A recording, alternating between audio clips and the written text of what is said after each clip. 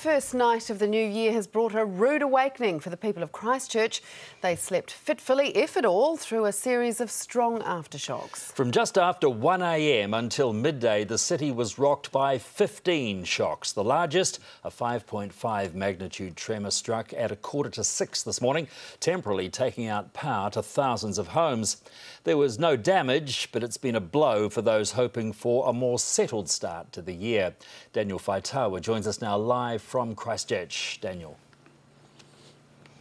For people here, the festive season has brought it all back. There was a lull for about 6 months until the 23rd of December, and since then there have been more than 100 aftershocks, and that includes the swarm of severe shakes that rattled the city and its people once again. Another early morning wake-up call for fed-up sleepers. Just the whole baby at night crying, earthquake hits in between, hard on the wife, hard on our family in general. A bit of rocking and rolling, and the kids woke up. Woken up by a severe set of shakes, 15 in total. The biggest measured 5.5, leaving 10,000 homes on the eastern side without power for 2 hours. The vibration obviously went a bit longer than normal, and it created an oil surge and tripped the transformer. While power was swiftly restored, Orion warns customers to expect more blackouts from tremors measuring more than 5. This will go on for a while longer. We've got to build the resilience back into our network, which can take 3 to 5 years. It's a big job to get some big cables through from the other side of town to feed these transformers. It's 15 months since the 7.1 September quake rocked the city.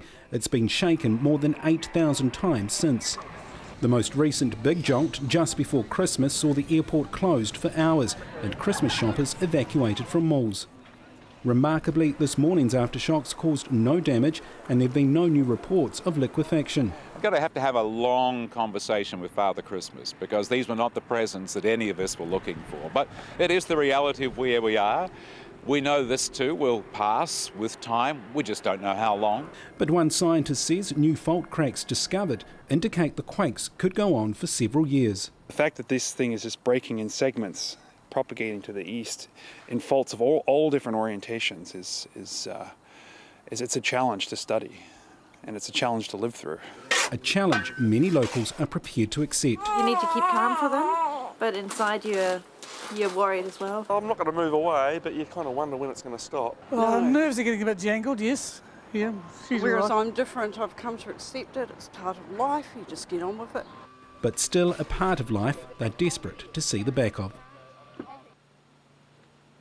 While there was no physical damage, the Mayor Bob Parker says there must be psychological damage from the unrelenting nature of these aftershocks. He says he's surprised by people's resilience and the way they've coped with the continuing discomfort and the lack of uncertainty. He also stressed that if you are suffering psychologically from the aftershocks, to not soldier on, but to come forward and ask for help. There are a number of support services available, including the council.